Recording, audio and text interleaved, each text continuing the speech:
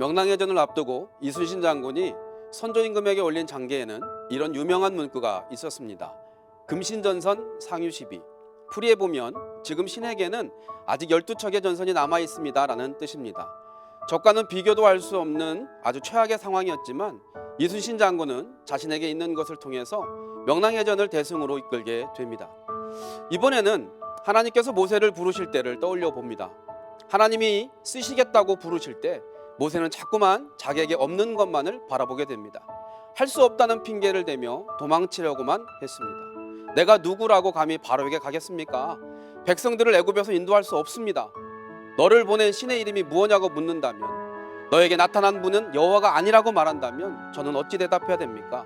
저는 뻣뻣하고 입이 둔합니다. 혀가 둔해서 말할 줄을 모릅니다 라고 계속해서 핑계만 대는 모세에게 출애굽기 4장 2절에 보면 하나님께서는 이렇게 물어보십니다. 내 손에 있는 것이 무엇이냐? 애굽은 강하고 탈출해야 하는 이스라엘은 형편없이 연약했습니다. 애굽은 준비된 강한 군대가 있었고 이스라엘은 탈출하기 위해 준비된 변변한 군인도 무기조차도 없었습니다. 그래서 어찌 보면 그 당시 모세에게 필요했던 것은 바로의 군대를 상대할 강한 군사력, 애굽을 떠나 가나안까지 이르는 동안에 필요한 양식과 생필품이었습니다. 그러나 이러한 조건 중에서 모세의 손에 들려있던 것은 아무것도 없었습니다. 모세의 손에 들려있는 것이라고는 양무리를 치던 지팡이 하나뿐이었습니다. 그가 가로되 지팡이니이다.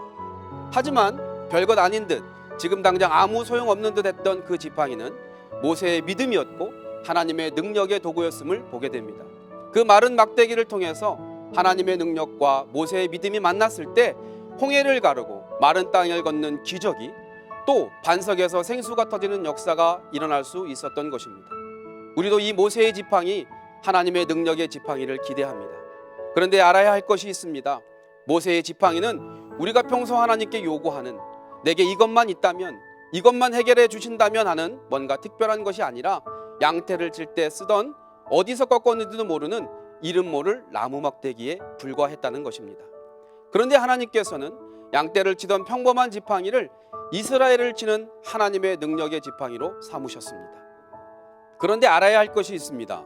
모세의 지팡이는 우리가 평소 하나님께 요구했던, 내가 이것만 있다면, 이것만 해결해 주신다면 하는 뭔가 특별한 것이 아닌 양떼를 칠 때 쓰던 어디서 꺾었는지도 모르는 이름 모를 막대기에 불과했습니다. 그런데 하나님께서는 양떼를 치던 평범한 지팡이를 이스라엘을 치는 하나님의 능력의 지팡이로 삼으셨습니다.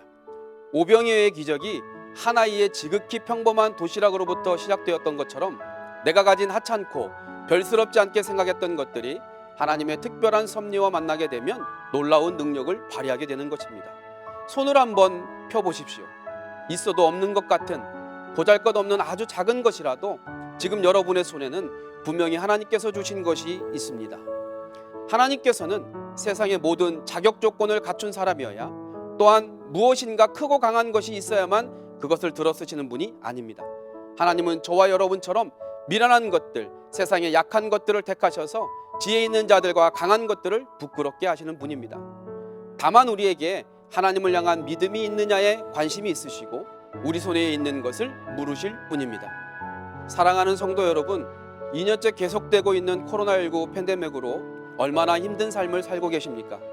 마지못해 사는 절망적인 애굽의 종살이와 같은 상황이고 탈출구가 보이지 않는 것 같은 지금 하나님께서 내 손에 무엇이 있느냐고 물으십니다. 여러분, 무엇이 있으십니까? 배를 움직이는 것은 높이 솟는 돛이 아니라 보이지 않는 바람이다 라는 말이 있습니다. 이제 우리는 내 손에 든 것이 무엇인지 절실한 마음으로 들여다보고 믿음으로 기도하면서 성령의 바람을 기다리셔야 됩니다. 오순절 마가다락방에 부어주셨던 강력한 성령의 바람을 경험하게 될 것입니다. 내게 있는 것을 들어 사용하실 하나님을 기대하면서 믿음으로 더욱 깨어 기도하는 교회요, 그리스도인의 삶이 되어야 될 것입니다. 오늘도 나와 교회를 통해서 하나님의 일하심을 경험하며 이 힘든 시기를 넉넉히 극복하는 우리 모두가 되기를 주님의 이름으로 축원합니다.